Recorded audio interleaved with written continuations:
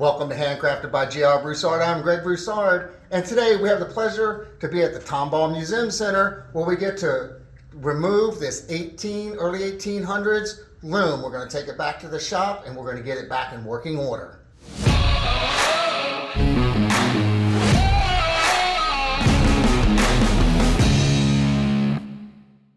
Trailer? Yeah, trailers, people talking. Okay.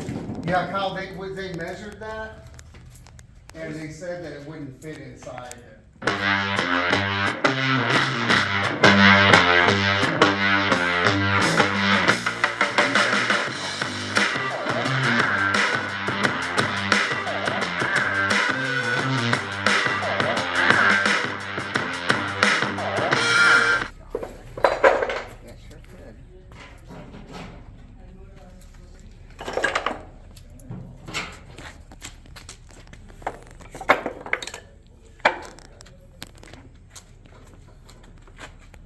Lucy, I think this sign The is... trailer is loaded with the loom in pieces,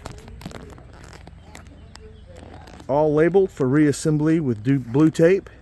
The other parts loaded in the back here. More delicate pieces are there. With our volunteers, we've got the entire loom loaded up and we're ready to take it on to the shop.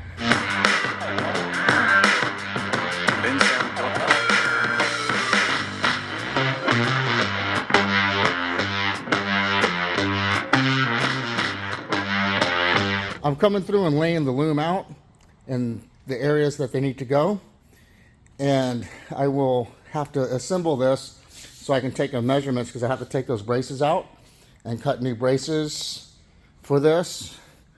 And that's the primary thing, is to make sure it's secured and tight so we don't put unnecessary stress on the joints. Okay. This is X, X goes into X, right? Yeah. Okay, you got it, pull this up.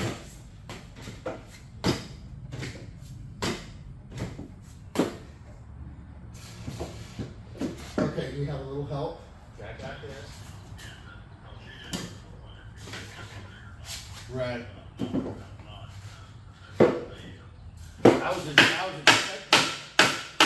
So we have to make sure these supports are square, and when the beater bar comes down here, it's got to be square with the warp wheel right here. So we're going to make sure that this is squared up, and we can measure down from here, and we're going to add some supports here, and we're going to remove these. So we have to make sure that this is going to be square, and we'll put our warp beam in there to make sure that everything lines up.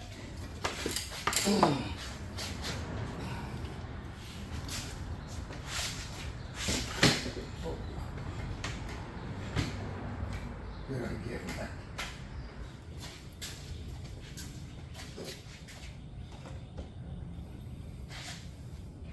Come my way some. Okay. Okay, nice and easy. Nice and read. Oh, hang on.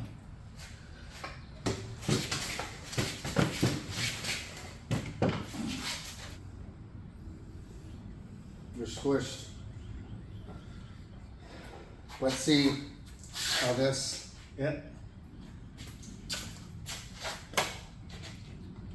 Yeah, we're gonna have to. There it goes. But once we put all these corner pieces in, It'll squish it'll it. square it up. Okay, let's move it back. So what we need to do, Brad, is we need to get a square in here, like here. Yeah. Will it stay there? Yeah, same. Okay. Just don't touch it. We've got to put some dowels in the harness roller assembly because the original ones are gone. We only have one original dowel left, and we're borrowed that for the beater bar. So now we're going to get this assembly and put it on.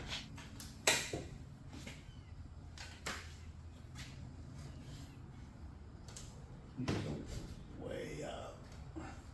That's about right there. That's about where it was. We have it assembled and it's completely racked going this way. The beater bar is on crooked and it's racked forward, and we're going to square this up. One of the challenges that you have is that when you put the pegs or dowels in, there's no meat here to tighten this part, and that's almost on every single one of these. That should be inside just a little bit more, so we have to repair that. But the first thing I have to do is make the unit square, and then I can take some measurements once it's square. So I made some squares last night, and I'm going to square it up. Yesterday I made two sets of large squares, and you can see how bad out of square it is.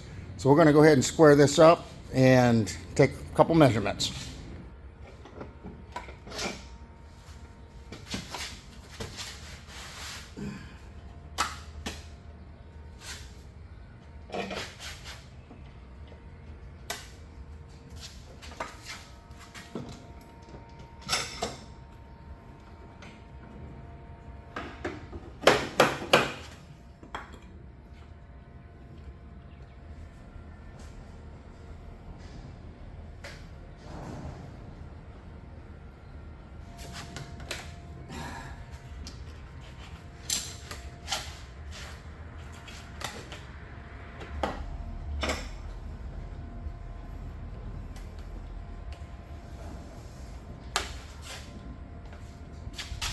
We've marked all the parts so we know where they go. So we're going to try to keep this square and see if I can keep this thing together.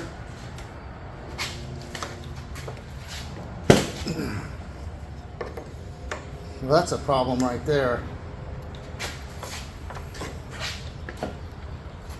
Can't really keep this thing from racking right now. This joint isn't. This back part of this mortise should be behind and inside this part here. This actually is out too far because there's nothing. It's supposed to pull these two together, and it's not doing that. So we'll just leave it like this right now. You see, when I let it go, it'll rack. The other side's tight. This side is not tight. So we're going to have to definitely fix that immediately. I've cut some spacers to take the slack up in the joint, and when we actually do the joinery work on this, I'll fix the joint properly. But for right now, this will take up the slack because we're just trying to square up the loom so we can take our measurements with something that's square. So I'm going to put these in here, and then we can put our peg or our dowel back in there. Now that should work right there. Now by adding these shims, we've dropped the back of this mortise back into the part that it needs to be in. Now when we put our dowel in, we can hammer that. Now that we've got those shims in there, we've taken slack up on the other side. On this side, you can see the bottom of this mortise right there. When we put the dowel in, there's actual room to pull the part together. When we put this in, it pulls this part together. Now we'll check the distance between the shoulders.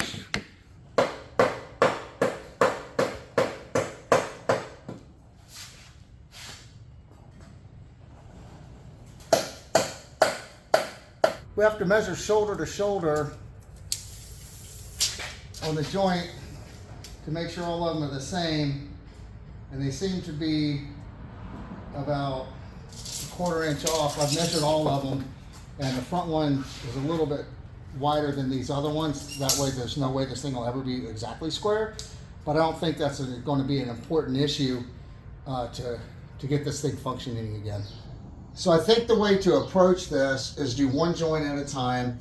I've got half the loom in the shop, and I'm going to work on this joint and this joint, get these done, and I'll bring the other half in, do those two joints, and then I can start marrying them back together and work on the joints that connect this unit. Also have to take this off and have to put a brace basically where these nails are, straight down to this part here. But this is the worst joint, so I'm going to do this one first. My first approach to this is going to be doing like a bridle joint kind of thing. And I'm going to cut all this out, and this will slip on, not this is just an experiment piece, and this will slip all the way back to about here. and then the hole will be drilled a little bit farther back, the mortise, so when you put that dowel or peg in, it'll actually pull this together. If this technique doesn't work, I will take this tenon all the way off, and I'll put a floating tenon in this way back into this part over here, and it'll stick out over here. This is an inch shorter. I went to the other side of the loom, and this is about an inch shorter, probably because it's been pounded on so many times, been broken, chipped up, and all kind of stuff. So we're going to get this done. We may have to add some material on top of this also. I think I'm going to use this piece of pecan to do it. It's been in the shop. It's been drying for a really long time. I've got these two at a 90. So I'm going to cut this into the appropriate thicknesses, and we'll cut it to length in a minute. I just want to get it basically dimensionalized, and we're going to do that on the table saw.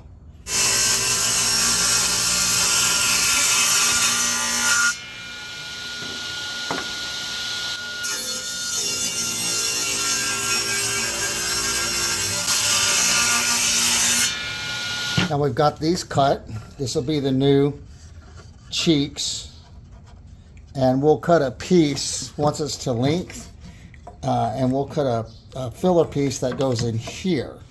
So in order to get that distance, we're going to cut this down first. Now we're not going to cut it too this thick. This is overcut on purpose, so there's room for cleaning up if there's any chip outs or anything like that. And I'm going to square the ends up. Just marking 1/3 of the board. I'm going to do it from both sides. And this new tenon should be in the middle of this. So that should be 1/3 of it. Now my new part that I'm going to put on here is a little bit wider than that on purpose. Here's the new part. And you can see the board is a little bit bigger. That's for mess ups and mistakes. But once it's said and done, it'll fit inside here. It'll sandwich this, and we'll cut a new piece for this and re-drill that hole. I should repair this issue without a problem.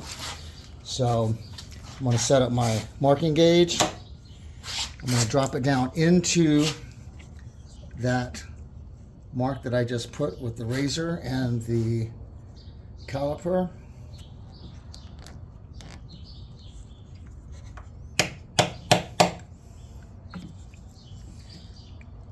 And I will mark me a line here,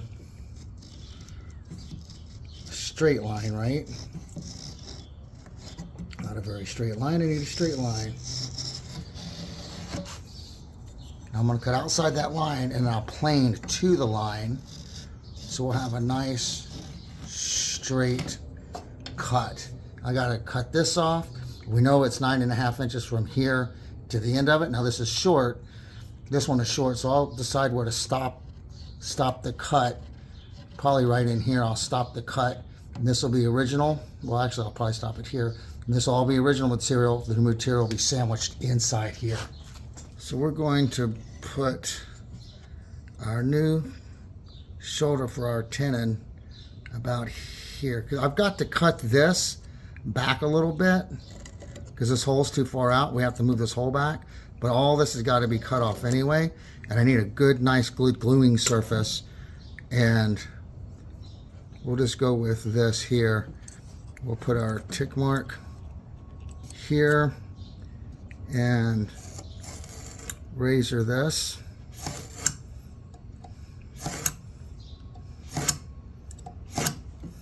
And carry that line to the other side. So we have nice, good, decent shoulder for the repair.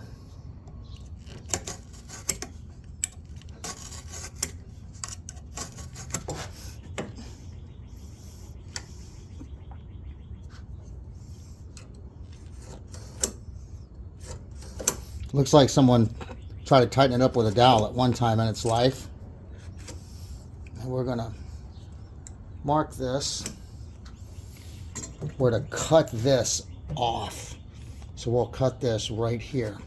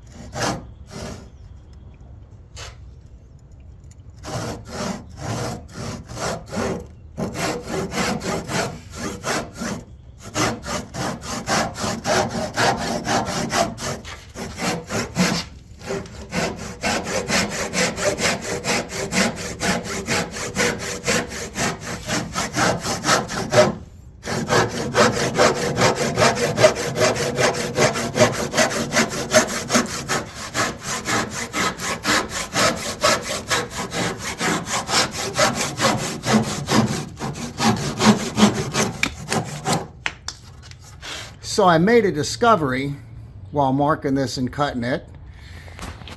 This whole section, bottom of this tenon, is broken off. This is the tenon that it fits in. This is 4 inches. This, it's like 3 1/4 there, and at the very bottom it's like 3 1/2. So what I've got to do is I've got to fix this.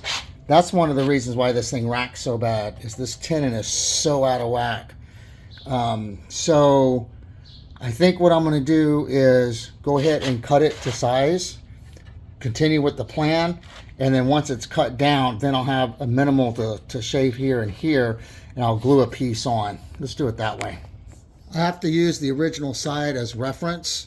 What I did is I came and I got the shortest broken side off here, and I'll have to come and I'll have to score me a line here to make this flat, so I have something to reference to.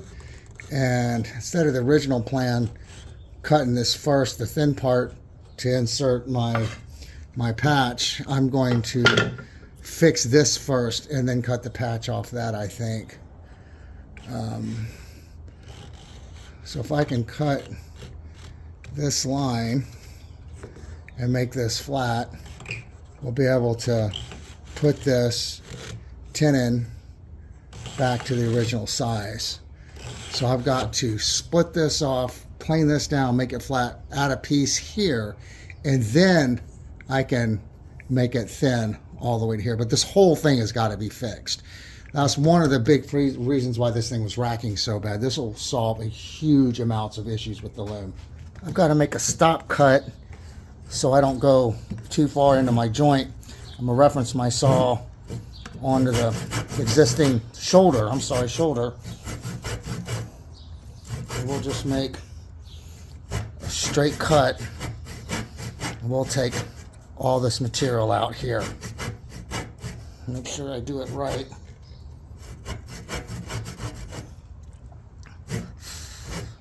That's probably perfect. I'm going to do the chisel method on this. If my grains start to go crazy, I'll come in and put stop cuts in here.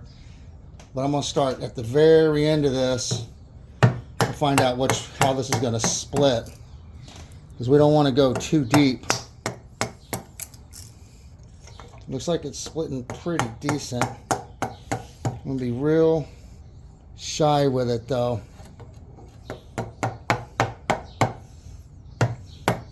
I'm focused more on this side because this side's out the farthest. And then that's why I put the stop cut down there so the grain doesn't continue.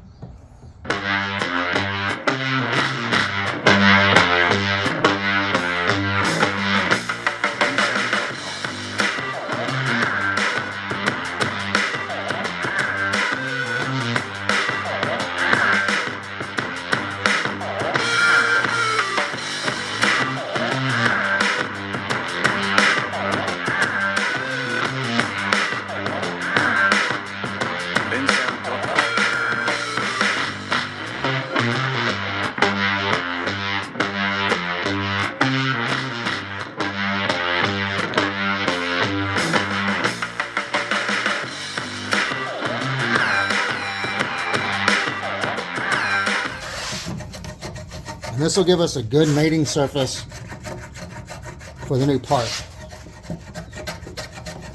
I'm going to use a shoulder plane to get up in here, and it's the blade is sticking out just a little bit. On this, you can't get all the way up into the corners. So on this one, I can definitely approach the side of this where that other one can't get into. And the blade sticks out, so I'm getting all the way to that corner. I may have to even cut a little bit. There we go. Square it up.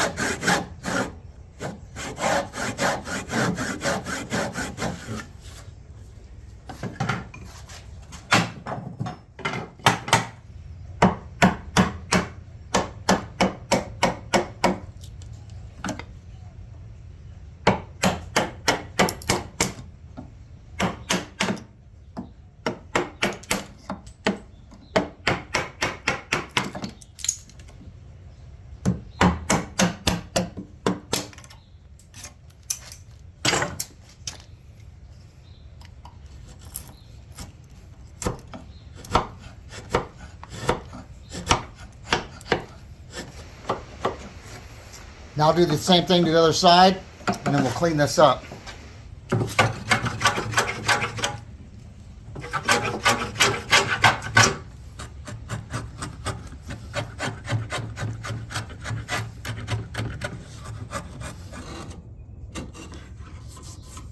Okay, we've done both sides, and these will go on the other side to repair that.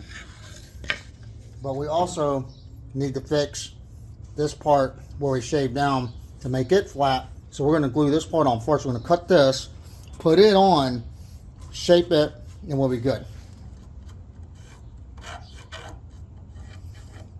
We're going to extend this 9.5 inches somewhere over there. Before I cut this, I think I should go ahead and shoot this. You can see it's not square when I put my plane up to it. So I'm going to shoot this, the end of this joint real quick. And I'm doing the best I can on the shooting board. I only have a small bit of reference to make it straight as I can. I've got a support on the end to raise it up. So we're going to attempt to shoot this and make it a little bit more square than that.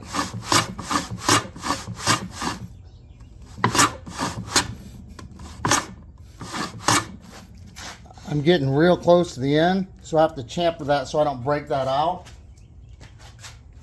It'll break out that end grain because I'm getting close to finishing. So I'm just going to use my little plane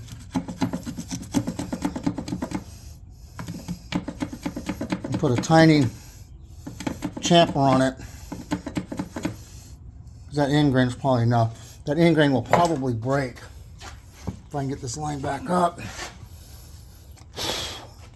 see what happens.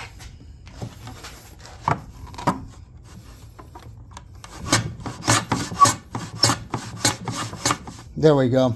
Now take a look at this. There's no gaps. So now we have a good mating surface for the extension that goes in there. So it'll work. It's good.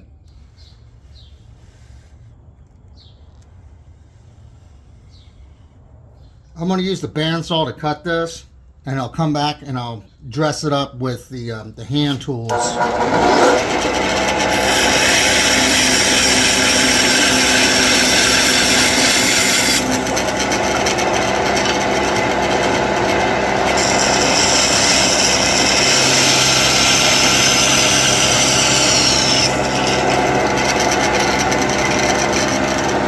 I forgot to cut this little piece off, so I went back and did that. And we just have to dress it up and sneak up on the line with hand tools. That'll take a minute, but that's, I think, the right way to do that. I'm going to come through with a different series of planes and start cleaning it up and sizing it to exactly where it needs to be.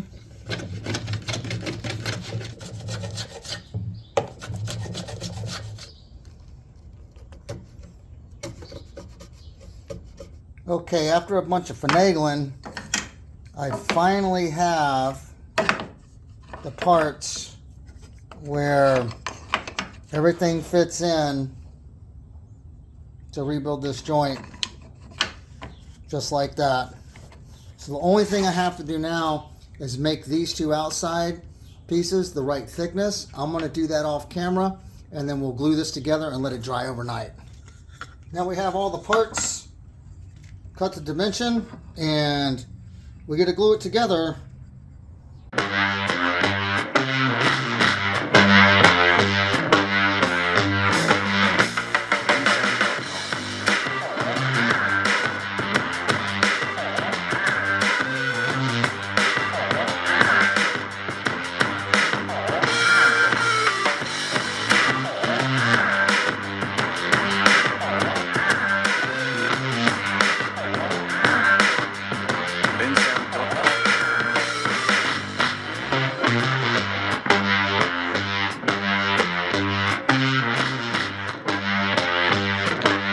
I want to make sure that this thing is super secured, and then we'll rebuild the joint from here.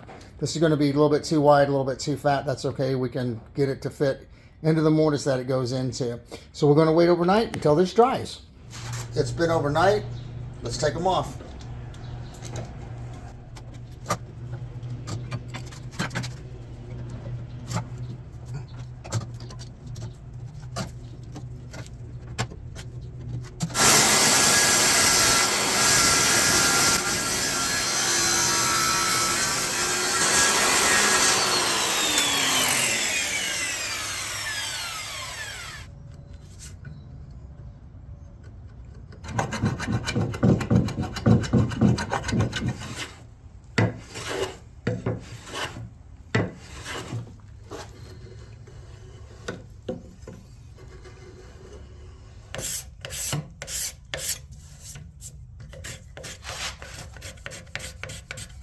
Now it's trial and error time to see how much I have to take off.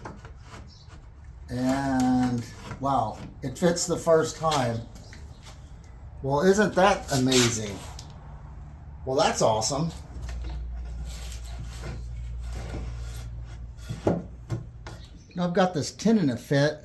I'm going to mark it, and I know where to drill my hole. I'll go halfway down and I'll drill it a little bit on the inside of this so it pulls it up.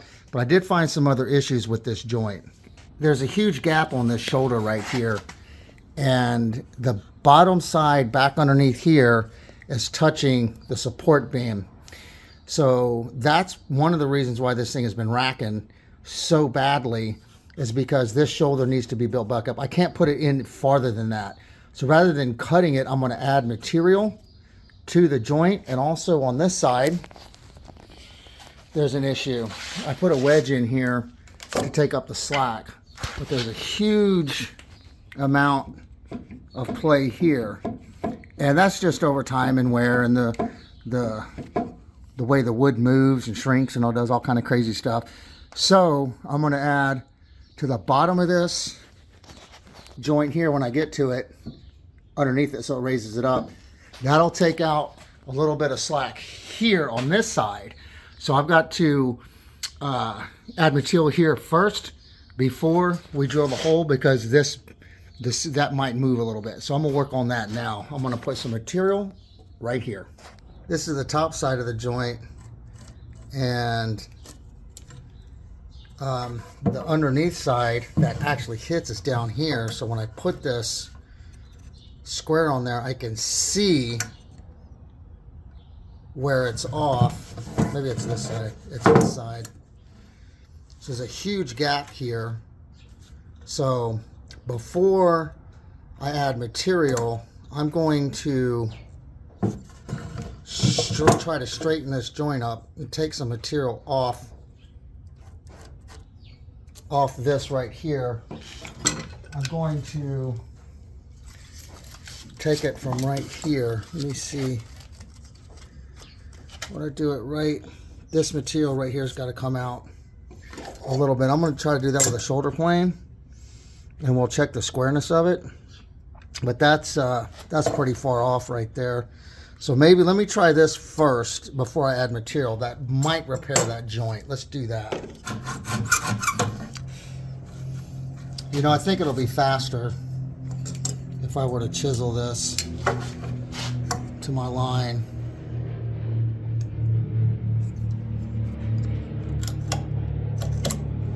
We'll do it that way.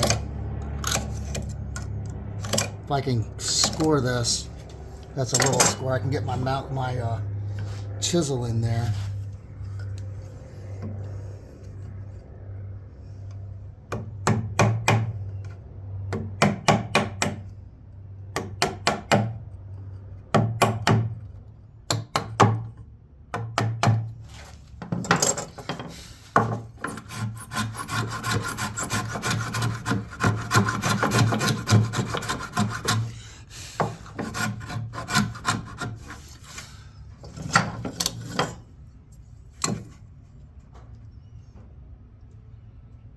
Okay, let's try that.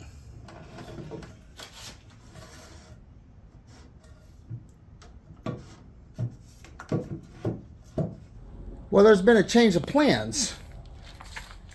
I put this massive clamp on it and I squished it together, and that's what you get with the gap. And there's a third mark that's deep inside there, that dark line. So that's the original mark without doing any repairs, and that's the other one. So it came in that much farther right here. So we're going to call this joint done. Now, since I've already marked it, I can drill my hole on this side.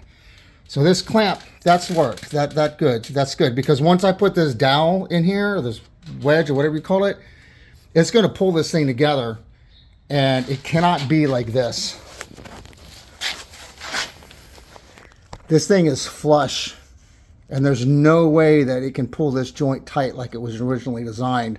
So we have to cut all these back. But since this one's repaired, let's go ahead and drill our hole and get it done.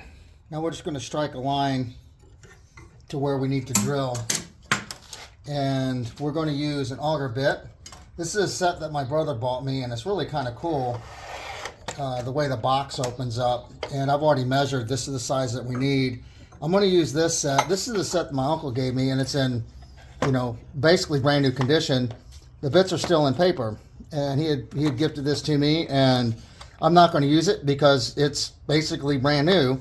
And my brother got this, so this is for me, and this is going to be my user set. So I've already measured my hole, and we need to find out where we need to drill exactly. So we need to find halfway. And I've already set my tool up. And remember, if you go in from both sides and they meet, that's halfway.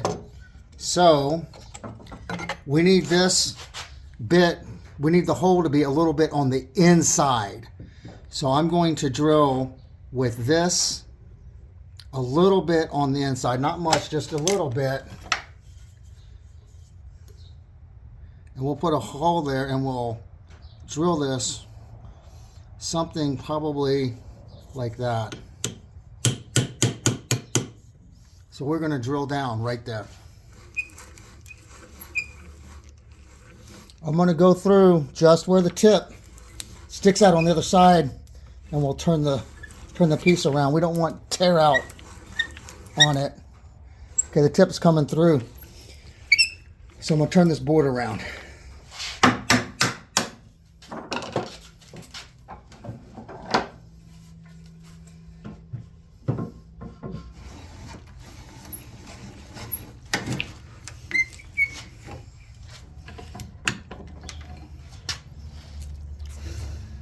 Now we got to mark a line kind of on the bottom of this hole, because we have to chisel this square like the original one was at the base.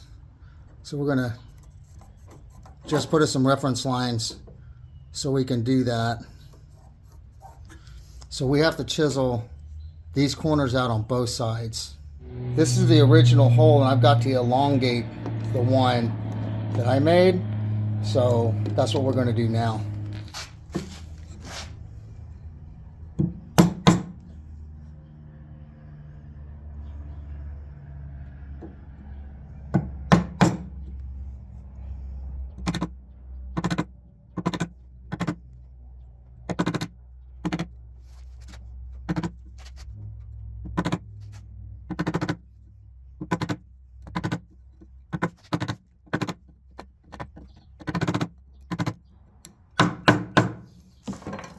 Oh, we gotta flip it over.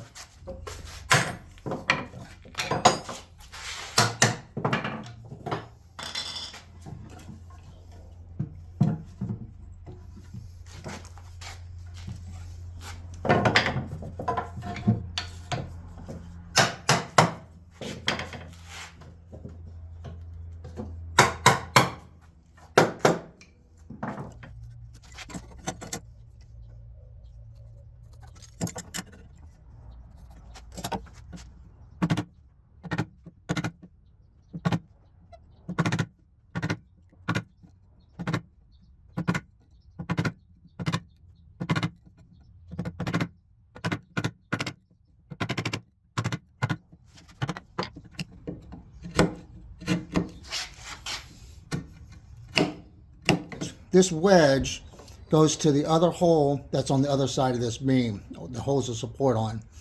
It fits pretty good in the one we did. This tenon was all broken out, so this does not have a wedge or a peg or a dowel for it. So we have to make one of these to fit this hole.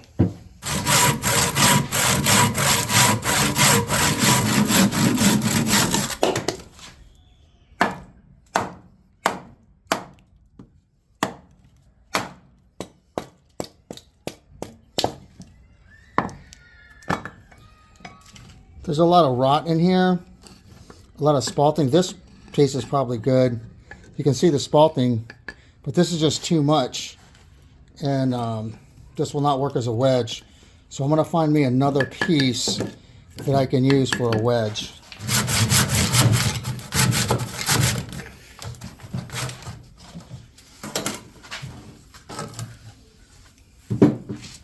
To speed this one up, I cut through some with a circular saw, and then I finished it with a hand saw, just so I can go a little bit faster. So let's see what this one looks good.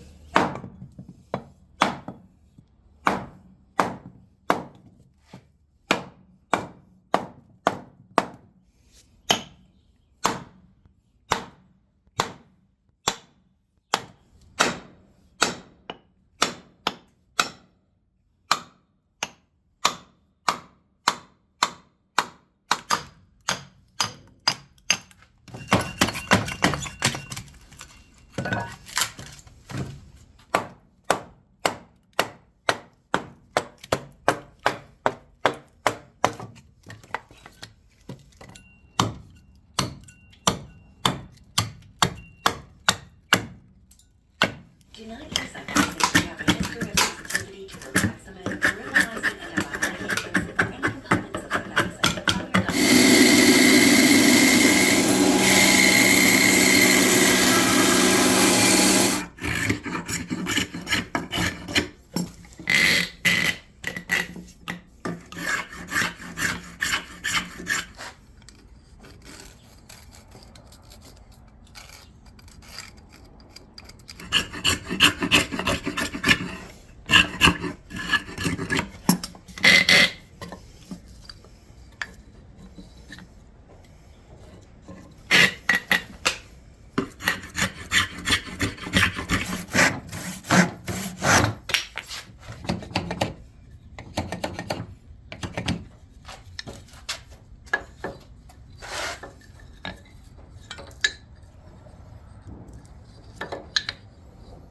We have one made, and I think it's going to be too fat because this joint is well, there it's going in.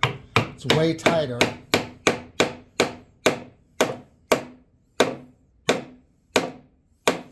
Now that pulled that joint in. That's awesome. That's pretty decent, I think. What I probably will do is make it a little bit thinner. So it'll go in a little bit farther. I think that's what I'm gonna have to do.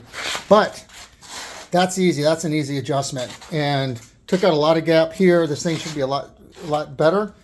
Up we're stable. Now we have to address this issue here. This gap down here. We've got to address that. Now we've got the other side completely rebuilt.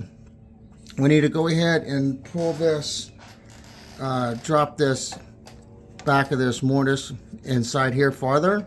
We're going to cut that back, and see how this is so soft. I'm afraid to chip it out, so I'm going to come in with a keyhole saw and make the cuts on the side, and then come down and chisel it. We'll try that. The issue is that this keyhole saw is not sharp. I bought it in an antique place. It's bent, and so I'm going to sharpen it, and then we're going to use it. We may not end up using this, but I want to try it first because I think it's the safest way to get this done right now. And I'll come through with each one of these teeth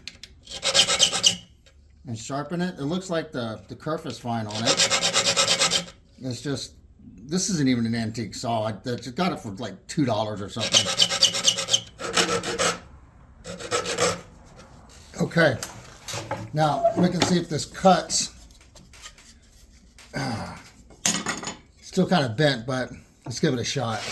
I think before we take this apart and cut this back some in there, we need to go ahead and measure this and eliminate that problem. So I'm going to measure that, and it's whatever thickness that is right there, and that's just too loose in there. So let's get that measurement. It's a piece of oak that was split off from another project, and we're going to use it on this one, and I'm just going to mark the depth. We'll get the length of it, so I have to pull this out. And we're going to cut that, lay it on top, and see if we can stick it in that hole, and then we'll fine tune it until we can get it right, plane this down a little bit and have a good surface, and then glue it on here. But we're doing it underneath. You know, after thinking about this, I think it would be easier to add the material to the bottom of the mortise. I think that would be the best thing to do. So I'm going to take our distance that we measured, the thickness of it, and I'm going to cut it the length of the mortise and see if it fits back together. Let's try it that way. I think that'd be easier to do.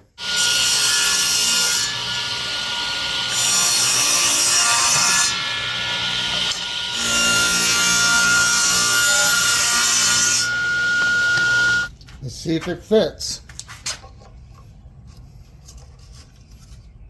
Well, it's already straightening up the joint. So it looks like that this is tapered a little bit on this side and it's more flat on the inside. Let's take this apart and see what's going on. Yeah, I think this is, through the years, this has been worn down. It's kind of like an angle like this. I know that's exaggerated. So on this one, what we'll do is we'll plane down just a little bit of this and see how it fits then.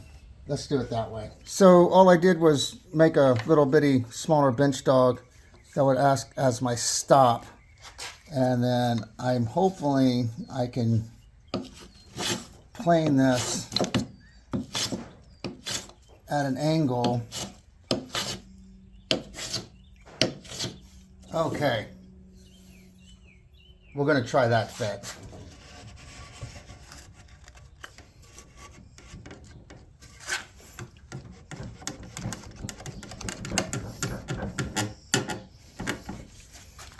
There's our spacer. It looks like that really cleaned that joint up, made it a lot tighter. Now what I've got to do is I've got to clean up underneath that spacer on this side, and so I'll have a good spot to glue that joint on.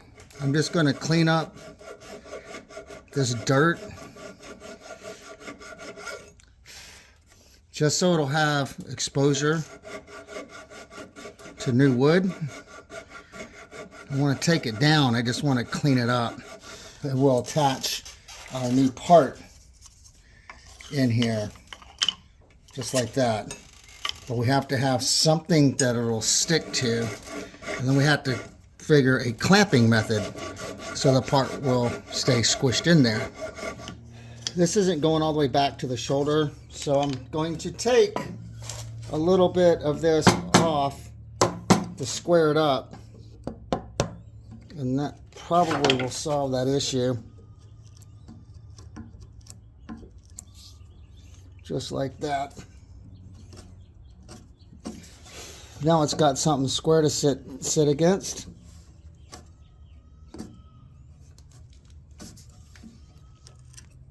There. Now I can come back all the way to the shoulder. Sit on the, on the inside of the mortise, and that's how it'll work right there. Let's go ahead and glue this inside here. Okay, I've come up with a method to clamp the new part in, and I made two wedges. One has the tape on it, so if there's any glue that comes out, it won't stick to it. And I'll put these two in, and that'll clamp that part down for me. So let's go ahead and glue this in.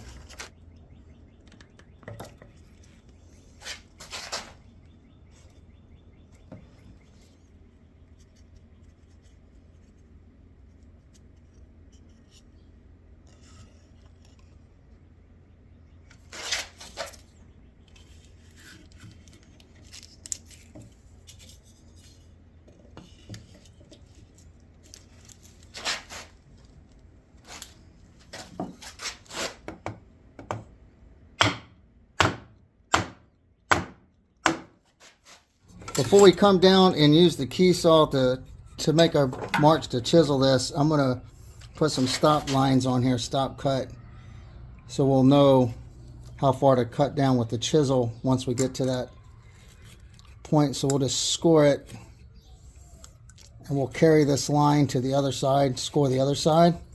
So we'll put our tick mark so we can carry our line over, and then we'll cut down there, and that's how much we'll take off with the chisel. Now I've got my score marks. I'm just going to use the keyhole saw that we sharpened a little bit ago. I'm going to cut down to my line and take the excess off with a chisel.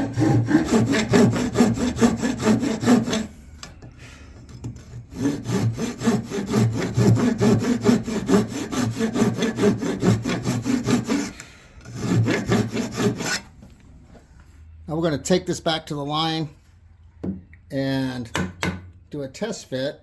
We'll go halfway and then we'll turn it around and go through the other side. I'll sneak up on my razor line so I don't bruise the material. Now I'm in my line. All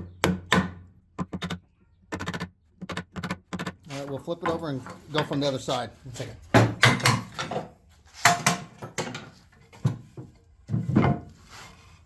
Okay, we're on the other side. We're going to sneak up on it and meet the cut in the middle. And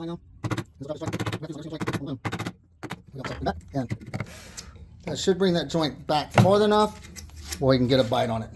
So I think this part is dried in there. Let's take the wedges out, and our spacer should be okay.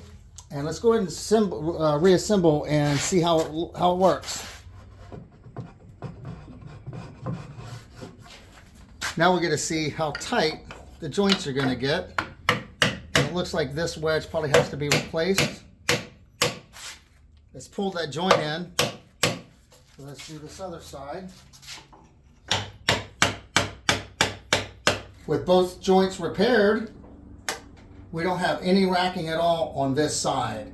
So now we get to assemble and fix the other joints on the other side, the opposing side. Even though that these joints are fixed and repaired, I'm going to put a brace here. And when you have this beater bar on here and you're pulling this, eventually those joints are going to start doing one of these numbers again. This will eliminate a lot of that. Not this board, but a board right where this is. I got to take that off. This is where it needs to go, right there.